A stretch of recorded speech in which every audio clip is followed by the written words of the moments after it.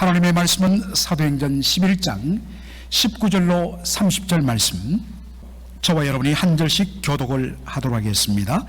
때에 스데반의 일로 일어난 환란을 인하여 흩어진 자들이 베니게와 구브로와 안디옥까지 이르러 도를 유대인에게만 전하는데, 그 중에 구브로와 구레네 몇 사람이 안디옥에 이르러 헬라인에게도 말하여 주 예수를 전파하니, 주의 손이 그들과 함께 하심에 수다한 사람이 믿고 주께 돌아오더라. 예루살렘 교회가 이 사람들의 소문을 듣고 바나바를 안디옥까지 보내니, 저가 이르러 하나님의 은혜를 보고 기뻐하여 모든 사람에게 굳은 마음으로 주께 붙어 있으라 권하니, 바나바는 착한 사람이요 성령과 믿음이 충만한 자라. 이에 큰 무리가 주께 더하더라. 바나바가 사울을 찾으러 다소에 가서 만남에 안디옥에 데리고 와서 둘이 교회에 1년간 모여 있어 큰 무리를 가르쳤고, 제자들이 안디옥에서 비로소 그리스도인이라 일컬음을 받게 되었더라. 그때 선지자들이 예루살렘에서 안디옥에 이르니, 그 중에 아가보라 하는 한 사람이 일어나 성령으로 말하되 천하가 크게 흉년 들리라 하더니, 글라우디오 때에 그렇게 되니라. 제자들이 각각 그 힘대로 유대에 사는 형제들에게 부조를 보내기로 작정하고 다같이요 이를 실행하여 바나바와 사울의 손으로 장로들에게 보내니라. 아멘. 오늘 저는 함께 읽은 본문의 말씀을 중심으로 안디옥 교회라 라는 제목으로 말씀을 전하고자 합니다. 여러분께 하나 묻겠습니다. 2020년 기준으로 인구 순으로 미국의 4대 도시가 그렇게 선정이 됐는데, 여러분, 도시로 따졌을 때 인구가 가장 많은 미국의 도시는 어디일까요? 동부에 있습니다. 어디죠? 뉴욕입니다. 자, 그렇다면 두 번째는 동부에서 찾았으니까 이번에는 서부에서 찾을 수 있겠죠? 어디겠습니까? 예, LA, 로스앤젤레스입니다. 그러면 또 중부가 섭섭하니까 중북부로 가면 세 번째 큰 도시가 있습니다. 어디겠습니까? 예, 시카고입니다.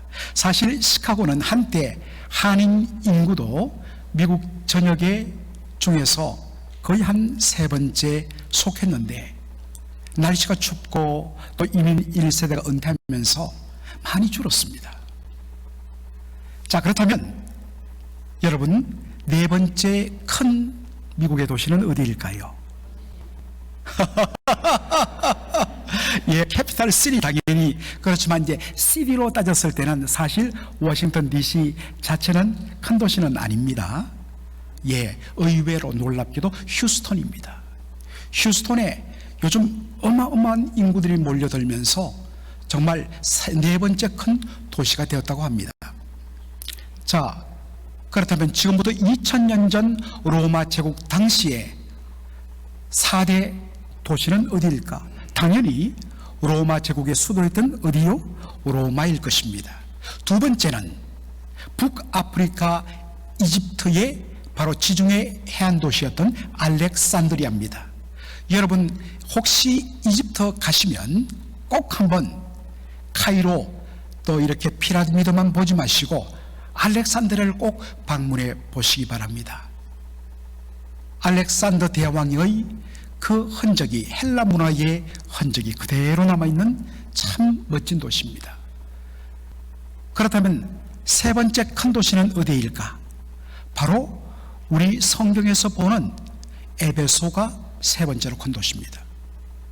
그렇다면 마지막 네 번째 도시는 어디일까요? 바로 오늘 저와 여러분이 성경 본문에서 읽은 안디옥이 제4대 도시였습니다. 지금은 터키, 이제는 튀르키예라고 그렇게 본인들이 명명하기를 원합니다. 튀르키예 땅에 속해 있습니다마는 2000년 전에는 시리아 땅에 속한 도시가 안디옥이었습니다.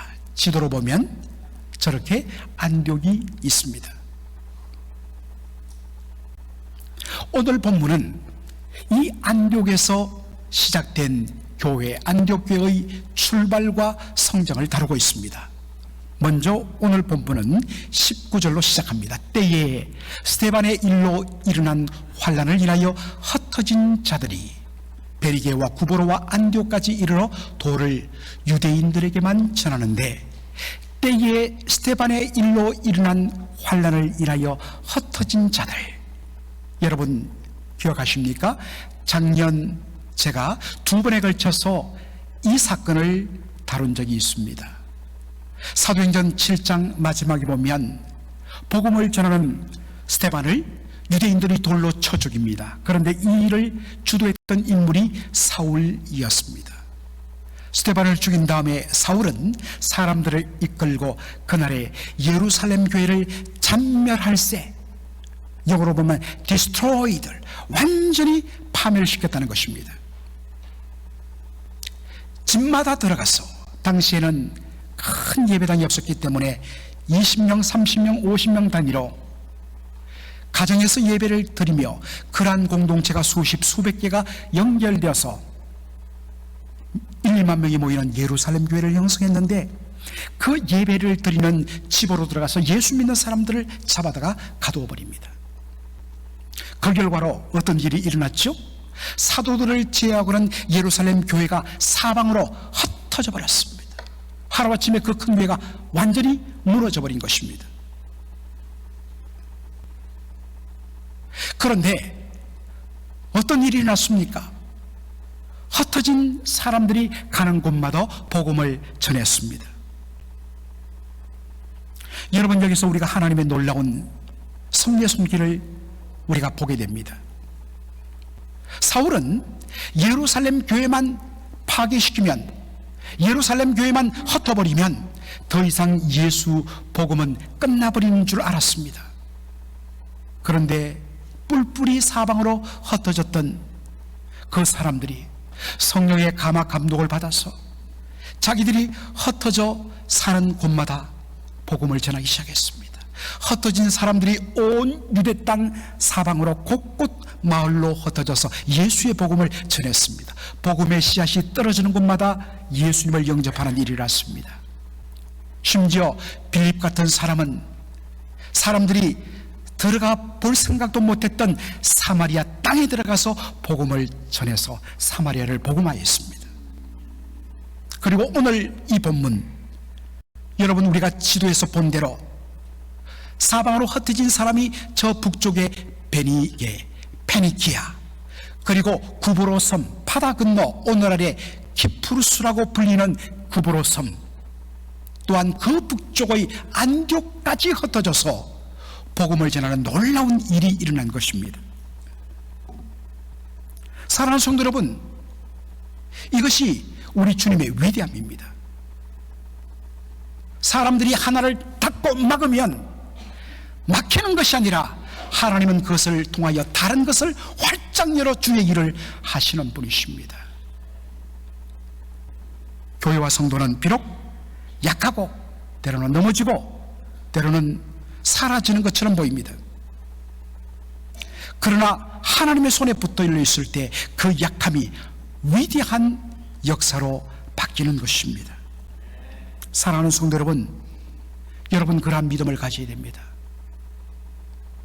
우리 교회에 이미 1세대가 은퇴하고 어르신들 중심으로 남아있고 젊은 2세들은 다 빠져나간 교회, 야 우리에게 무슨 소망이 있을까?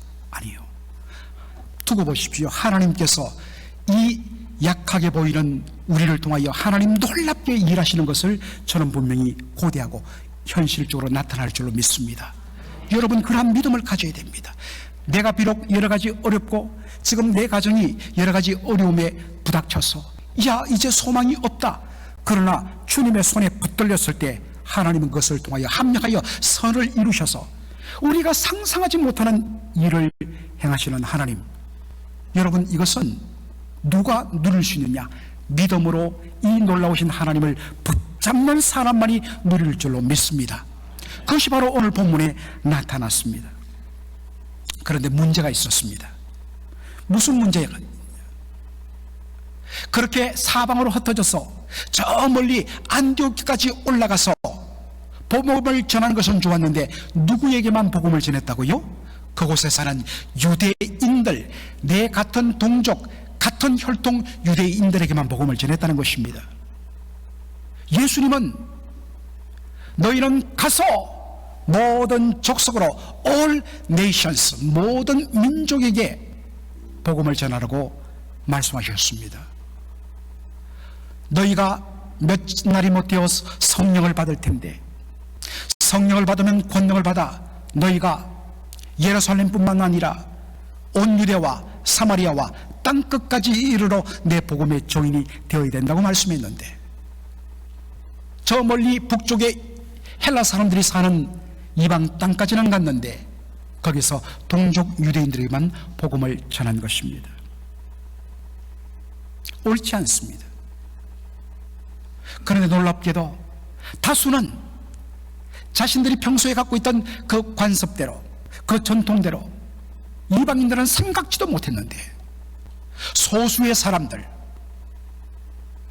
주님의 말씀을 기억하고 주님의 말씀에 찔림을 받은 사람들, 복음을 전하는데 기쁨이 없었습니다. 뭔가 이것은 아는데 주님은 모든 족속으로 제자를 삼으라 했는데, 그 소수의 양심의 가책을 받은 분들이 어떻게 합니까?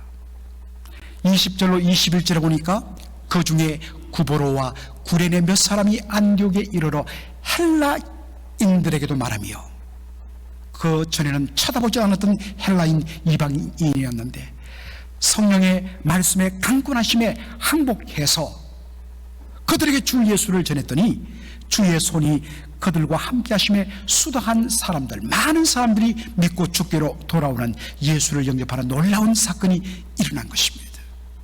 여러분, 누가 주의 일을 하느냐, 어떻게 하나님의 역사가 확장되느냐, 그것은 바로 주의 말씀의 은혜를 받고 말씀의 사랑을 받고 그 말씀 앞에 씨름하고 그 말씀에 항복한 소수의 믿는 자들을 통하여 역사는 일어납니다. 항상 그렇습니다. 여러분, 오늘 이 말씀이 떨어졌을 때에 이 말씀에 다 반응하면 좋겠지만, 어떤 분들은 말씀이 자신의 관습과 자신의 오래된 전통에 의해서 말씀을 거부할 수 있을 것입니다. 어떤 분들은 아직도 온전히 주님을 거듭나는 만남이 없어서 그 말씀이 길가로 떨어지는 분도 있을 것입니다. 그러나 정말 말씀에 부딪히고 말씀에 찔리고 말씀에 실험하는 그 소수의 성도를 통하여서 하나님의 복음의 역사는 진전하게 되어 있습니다. 바로 그 믿음의 소수가 여러분 되기를 주의 이름으로 축원합니다.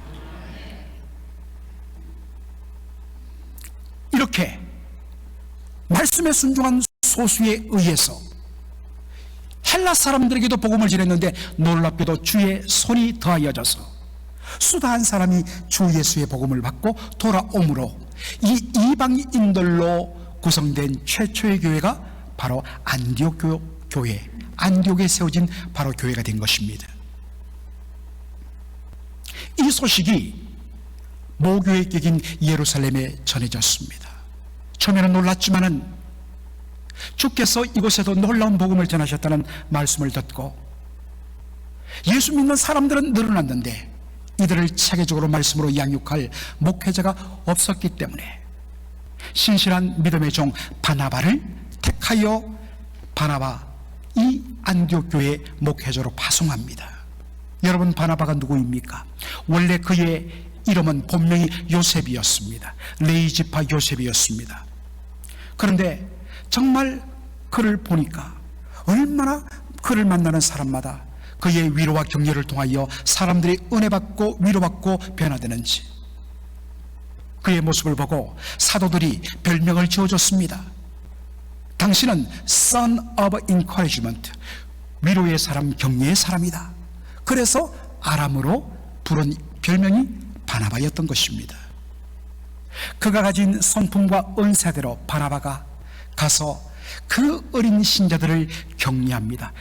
믿음 굳게 서라, 주 예수를 믿는 믿음에 굳게 서라 위로하고 격려하면서 말씀을 전했더니 더 많은 사람들이 교회로 몰려들고 예수를 영접했습니다. 문제는 자신 혼자로서는 이 몰려든 수많은 성도들을 감당할 수 없다는 것을 깨달았습니다. 그래서 함께 동역할 바로 동역자를 생각해냈고 그 사람이 바로 다소 출신의 사울이었던 것입니다. 여러분, 사울이 누굽니까? 스데반을 죽이는데 앞장섰던 인물이고 예루살렘 교회를 완전히 박멸하는 데 앞장섰던 그러한 사람입니다.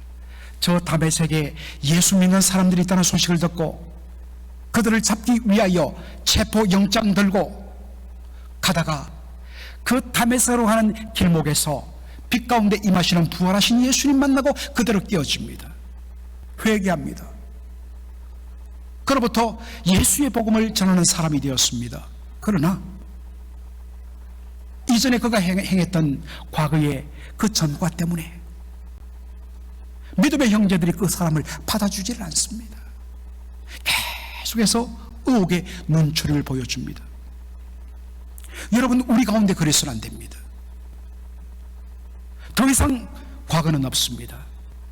이전 것은 지나갔으니 보라, 새 것이 되었도다. 누구든지 그리스도 예수 안에 있으면 새로운 피조물이라.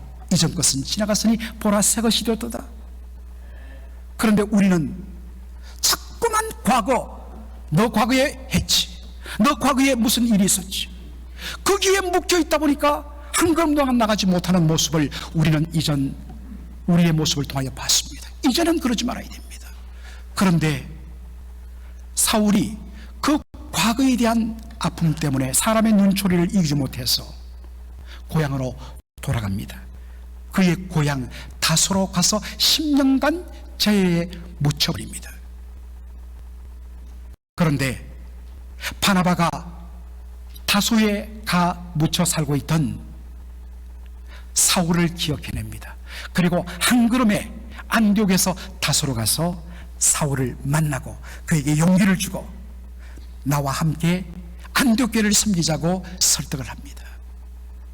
그리고 와서 자신의 어시스턴트 조수로 삼는 것이 아니라 공동 목회자로 함께 대등하게 말씀으로 안디옥교회를 섬기게 합니다.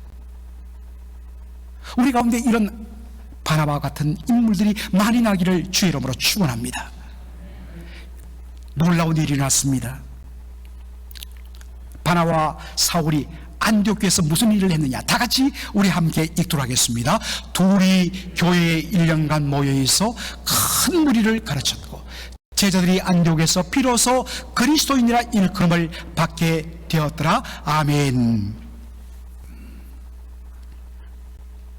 이 두 사람이, 바울과 사울이 교회에 1년간 모여 그 모든 성도들을 말씀으로 가르쳤습니다. 여러분, 굉장히 중요한 표현, 1년간 교회에서, a whole year 교회에서 만나 그 1년간 성도들을 말씀으로 가르쳤습니다. 그랬더니 어떤 일이 일어났느냐, 안디옥에 살고 있는 그 이방인 헬라 사람들이 예수 믿은 자들을 향하여 뭐라고 했느냐, You are Christians. 이 안디옥에서 그리스도인 크리스찬이란 이 이름이 처음 불려졌다는 것입니다. 여러분, 크리스찬, 우리는 당신 종교가 뭐야 할 때 I'm Christian, 나 그리스도인입니다, 우리는 쉽게 말합니다. 그러나 크리스찬, 그리스도인이라는 이 헬라 단어 크리스토스란 이 말은 바로 followers of Christ 혹은 ones who belong to the Lord, 주께 속한 자, 그리스도께 속한 자란 뜻입니다. 주님을 따라가는 자, 바로 disciples of Jesus, 예수님의 제자를 가리킵니다. 오카노 목사님은 이 그리스도의 제자를 Little Jesus, 작은 예수라고 그렇게 해석을 했습니다. 그를 보면 온전하지는 않습니다. 어차피 부족합니다. 그러나 작은 예수, 예수님이라면 바로 저런 모습, 예수님이라면 저러한 삶, 예수님이라면 저런 인품과 인격을 가졌을 것이라고, 그 사람을 보면 예수님이 보이는 사람이 바로 작은 예수인 것입니다. 그러므로 예수님을 따르는 예수의 제자들에게 최고의 찬스는 You are Christian입니다. 노미널 크리스찬, 이름만 크리스찬이라 진짜 그 사람 보면 예수가 보이고 예수의 인격과 예수의 성품이 드러나고 자기를 부인하고 온전히 십자가를 진 예수의 그 모습이 드러나는 자가 You are Christians입니다. 사랑하는 성도 여러분, 이 말씀을 통하여 우리가 주목할 것은 무엇입니까? 신앙의 목적은 주일날 일주일에 한 번 예배당에 모여서 1시간 예배드리고 내려가서 구역별로 돌아가며 밥 한 것 먹고 한 달에 한 번 구역 모임하고, 여러분 그렇게 하면 성장이 없습니다. 신앙의 목적과 본질은 예수님을 닮고 예수님의 인격과 성품을 따라가는 제자의 삶을 살아가는 것입니다. 그런데 그것은 저절로 이루어지지 않습니다. 여러분 30년, 40년 여러분이 매주마다 예배당에 와서 예배 드리는 것으로는 죄송하지만 그 자리에서 머물지 한 걸음도 여러분 신앙이 더 성숙되고 성장되지 못합니다. 그래서 어떤 일만 일어나면 우리가 부딪히고 시험 들고 서로 무너지는 이 일들이 반복되는 일이 뭐냐? 그냥 신앙생활을 매주일날 교회 와서 예배 드리는 것으로 끝내버렸기 때문입니다. 성경은 가졌지만 성경을 펴보지 않았기 때문입니다. 오직 철두철미하게 말씀으로 훈련받고 양육받음을 통하여서 비로소 제자의 삶을 살 수가 있습니다. 그래서 오늘 본문 11장 26절 보면 둘이 바나바와 사울이 교회에 1년간 모여 말씀으로 그들을 양육했다. 사랑하는 성도 여러분, 정말 한번 여러분들 각오하십시오. 홀 2열 문자 그대로 1년간 한번 말씀으로 한번 철두철미하게 훈련 받아보자. 그러면요 1년 다음에 그 사람은 더 이상 찾아볼 수 없습니다. 완전히 다른 존재, 다른 사람으로 변화되는 것입니다. 사랑하는 성도 여러분, 이왕 예수 믿는다면 우리가 그렇게 살아야 되지 않겠습니까? 더 이상 여러분 나이를 가지고 나는 안 돼 하지 마십시오. 이번에 최고령, 죄송하지만 이용수 권사님이 목사님 저 제자 훈련 받겠습니다 헌신했습니다. 제가 한 번도 이번에 일부러 부담 줄까봐 우리 시무장로님들한테 장로님들 본을 보여주셔야 됩니다 하지 않았습니다. 그런데 말하지 않았는데도 우리 시무장로님들 세 분이 부부가 훈련받겠다고 헌신했습니다. 우리 안수 집사님들이, 제가 한 번도 집사님들 제대로 예수 믿어야 안 되겠습니까? 훈련받으십시오 하지 않았습니다. 그런데 본인들이 스스로 목사님 훈련받겠습니다 하고 저를 찾아왔습니다. 우리 정경장로님 한 부부가 목사님 시무 끝났지만 훈련받겠습니다 하고 헌신했습니다. 솔직히 제가 믿음이 약해서 우리처럼 이렇게 연세들이 많고 사이즈도 크지 않는 이런 중소형 교회에서 보통은 많이 훈련받아도 10분 받으면 대성공입니다. 그런데 겁도 없이 30건 제자훈련 세트를 30건 주문하고 가슴이 철렁했습니다. 야, 이거 내가 왜 이랬지? 뭐가 쉬었나? 그래서 기도할 수밖에 없었어요. 근데 놀랍게도 오늘 여기에는 28명으로 나오는데 거의 30명이 제자훈련 받겠다고 헌신을 했습니다. 사실상 여러분, 아마 어떤 의미에서는 뭐 우리 스스로 자화자찬이 아니라 이민교회의 역사상 이런 일은 없었습니다. 여러분 자부심을 가져야 됩니다. 다만 출발이 이렇다고 해서 우리가 마음 놓고 있으면요 어느 순간에 무너집니다. 두렵고 떨림으로 훈련받는 사람은 이 1년간 whole year 저를 주님 앞에 드리겠습니다. 정말 무섭게 훈련받아야 됩니다. 훈련받지 않는 분들은 훈련받는 분들을 향하여 격려하면서 그들을 위하여 간절하게 기도해 줘야 됩니다. 그랬을 때 올 12월 여러분 눈으로 그려보십시오. 우리 교회가 놀랍게 채워지고 놀랍게 바뀌고 그 훈련받는 사람들의 영혼은 말할 것도 없고 그들의 가정이, 그들의 일터가, 그들의 자녀이 놀라운 은혜의 축복을 받을 줄로 믿습니다. 여러분 이렇게 말씀으로 훈련받으면 반드시 열매가 맺혀집니다. 그 열매가 뭐냐? 오늘 본문에서는 두 가지입니다. 일단 내 자신이 먼저 그리스도의 향기를 드리려는, 그리스도를 닮은 제자가 된 사람에게는 두 가지 열매가 맺히는데, 첫 번째는 바로 이웃 사랑으로서 구제와 봉사의 열매가 맺히는 것을 보게 됩니다. 27절로 28절을 보면 그때의 선지자들이 예루살렘에서 안디옥에 이르니 그 중에 아가보라 하는 한 사람이 일어나 성령으로 말하되 천하가 온 세계가 크게 흉년이 들리라 하더니 글라우디오 때에 그렇게 되니라. 여러분 여기에 글라우디오란 말은 로마의 네 번째 황제 엠퍼러 클라우디우스 41년의 황제 위에 올라가서 54년에 세상을 떠난 황제입니다. 역사 기록을 보면 AD 주후 48년에 바로 클라우디우스 황제 통치 때에 예루살렘을 비롯한 유대 땅에 큰 흉년이 들은 것을 기록합니다.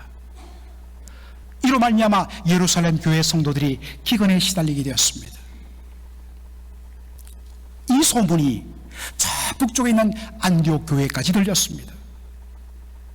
혈통적으로 전혀 연결되지 않는 헬라인으로 구성된 교회였습니다. 그런데 그들이 어떻게 합니까? 유대 형제들에게 구제 헌금을 보냅니다. 제자들이 각각 그 힘대로 유대에 사는 형제들에게 부조를 보내기로 작정하고 이를 실행하여 바나바와 사울의 손으로 장로들에게 보내니라. 여기 보니까 구제 헌금 부조를 보내는데 어떻게 하느냐? 힘대로 보냈다 했습니다. 쉽게 번역된 영어 성경 NLT 보면 giving as much as they could, 그들이 할 수 있는 한 많이, 그들이 할 수 있는 한 많이, 그저 흉내만 조금 내는 것이 아니라 다른 교회들이 다 튀르키를 위하여서 구제 헌금하니까 이름들이 나는데 우리 교회는 안 하면 소위 말해서 면이 안 서니까 그런 차원이 아닙니다. Giving as much as they could, 할 수 있는 한 힘을 다해요. 인색함이나 마지못해 억지로 하는 것은 하나님이 기뻐하지 않습니다. 하나님은 자원하여 드리는 것을 기뻐하시는 분이십니다. 사랑하는 성도 여러분, 우리는 질문을 던져야 됩니다. 왜? 거리적으로도 너무나 떨어진 안디옥 교회가 서로 혈통적으로도 완전히 남남인 안디옥 교회 성도들이 왜 예루살렘 형제들에게 힘을 다해서 구제 헌금을 보냈을까? 그 이유를 보여주는 말씀이 로마서 15장 27절에 나옵니다.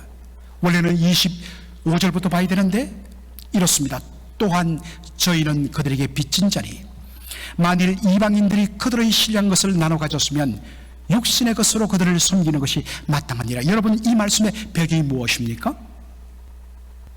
사도행전 11장에는 글라디오 황제 때 AD 48년에 예루살렘에 기근이 흉년이 들었다고 했습니다. 그로부터 10년 후 또 한 번의 흉년이 그 땅에 찾아옵니다. 그랬을 때에 오늘날의 그리스 북부 지역에 있는 마게도니아 교회들, 빌립보 교회, 데살로니가 교회, 그리고 아가야 지역의 교회들, 오늘날 그리스 중남부의 지역들을 가리킵니다. 대표적인 교회가 고린도 교회입니다. 이런 그리스 지역의 교회들이 예루살렘 교회가 기근에 시달린다는 이야기를 듣고서 구제 헌금을 기쁨으로 모읍니다. 그리고 그것을 바울에게 맡깁니다. 바울이 이 헌금을 가지고 예루살렘으로 갈 때에 썼던 편지가 로마서입니다. 로마서 베드로에 자신이 왜 이 구제 헌금을 전달하러 가느냐를 설명하면서 이렇게 이야기합니다.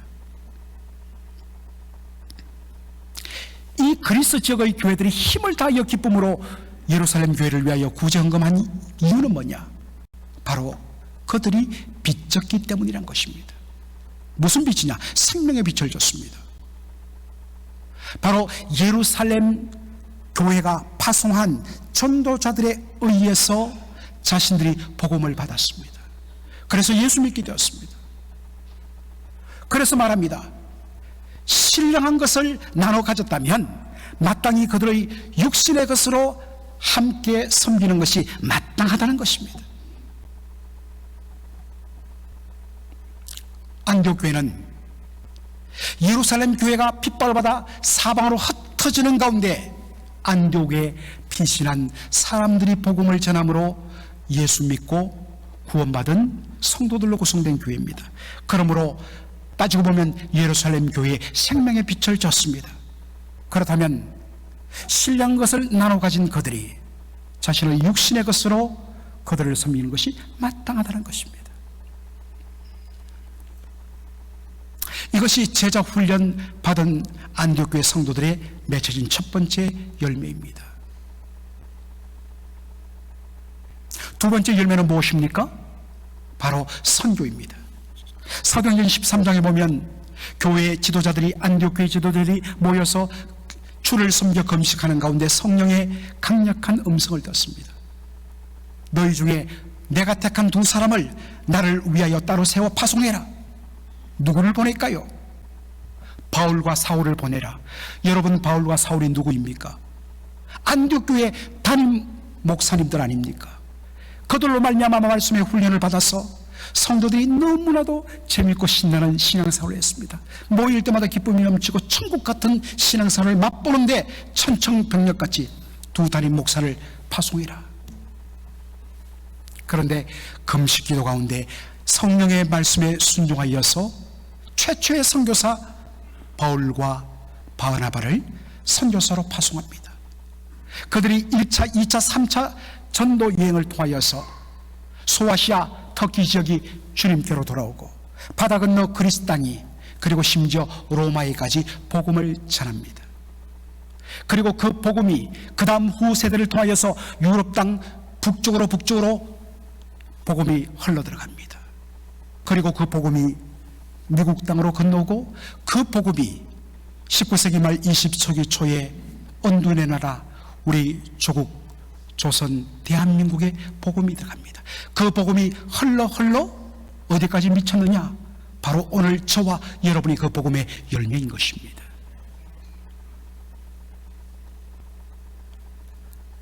그 복음의 출발점이 어디냐? 안디옥 교회였습니다.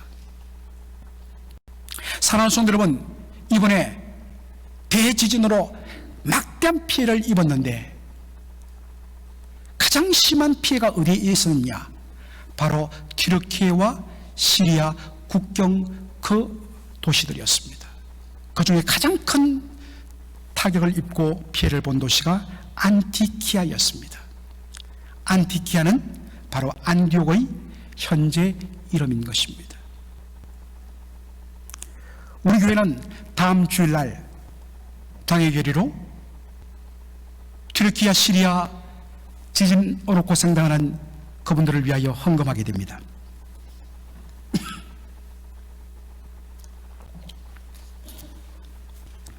사랑하는 성도 여러분, 오늘날 우리가 이렇게 예수 믿고 영육간의 축복을 받은 것, 그 뿌리는 안디옥 교회에 있습니다.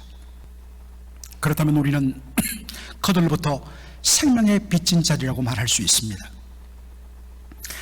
그들로부터 우리가 신령한 것을 나누어 받았으면 마땅히 우리의 육신의 것으로 섬기는 것이 마땅합니다.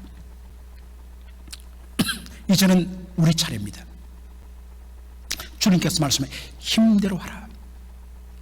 Giving as much you can. 너희들이 할 수 있는 한 많이 하라는 것입니다. 인색함이라 억지로 하지 마십시오.